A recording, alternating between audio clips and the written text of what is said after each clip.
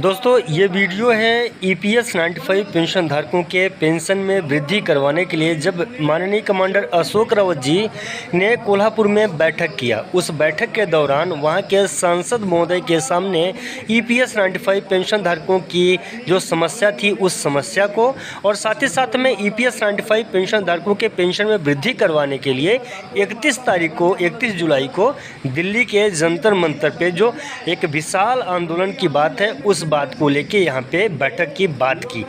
पूरा वीडियो देखिए, पूरे वीडियो में समझ में आ जाएगा कमांडर अशोक रावत जी किन किन मुद्दों के ऊपर चर्चा कर रहे हैं।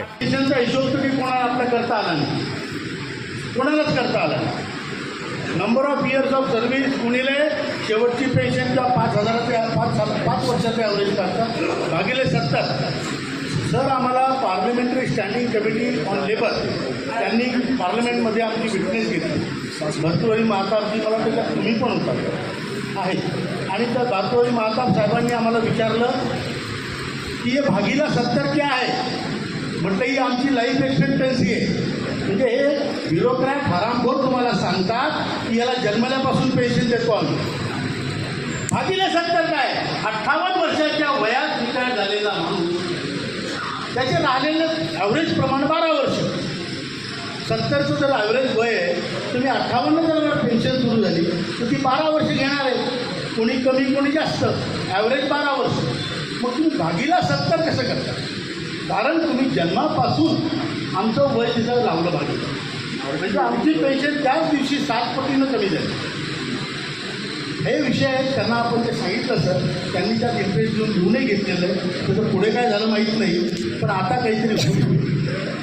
तर ह्या सगळ्या गोष्टी आहेत। आम्ही सर आपल्या माहितीकरता सांगतो, कारण आपल्याला आमचं काम पुढे करायचं आहे।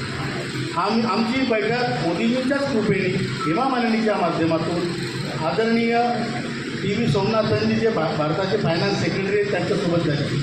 2 तासाची मीटिंग होती।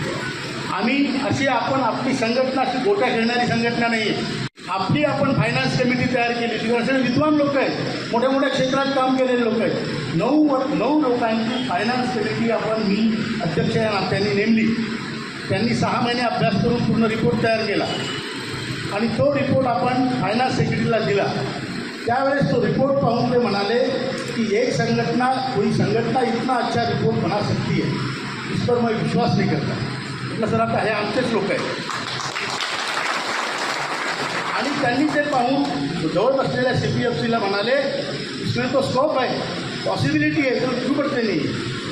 आणि इथे त्यांचा सगळ्यात मोठा प्रॉब्लेम सर मी आपल्याला सांगू इच्छितो, त्यांचं म्हणणं आहे की ॲक्च्युअली नावाचा एक प्रकार असतो। भविष्यात या फंडाचं काय होईल, 30 वर्षानंतर किती लोक रिटायर्ड होतील, 20 वर्षानंतर, मग 30 वर्षानंतर तो जॉईन होईल त्याला काय मिळेल।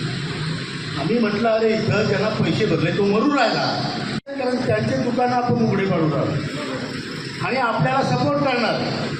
आता दादा तुम्ही लक्षात घ्या, हळूहळू कुणीकडे चाललं आहे, त्यामुळे तुम्हाला लक्ष घालणं फार आवश्यक आहे। ते वेगळीकडे जाऊ नये याची काळजी तुम्ही घ्या। तर सर्व ट्रेड युनियनचे इंटॅक आयटॅक BMS सगळे येणार आहेत, सगळे आपल्या मागणीला संपूर्णतः पाठिंबा देणार आहे।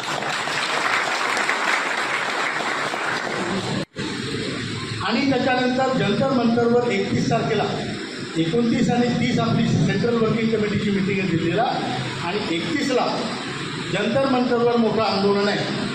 येणार का? पहिले घेऊन एकटेच बायकोला घेऊन या। आपण ताजमहाल बांधू नाही शकत, पण दाखवू शकतो। हे प्रेमाची निशाणी। चल आता फोटो काढून सोबत। सगळं काय तरुणांनी करायचं, आपण काहीच नाही करायचं का? बरोबर आहे, चूक आहे।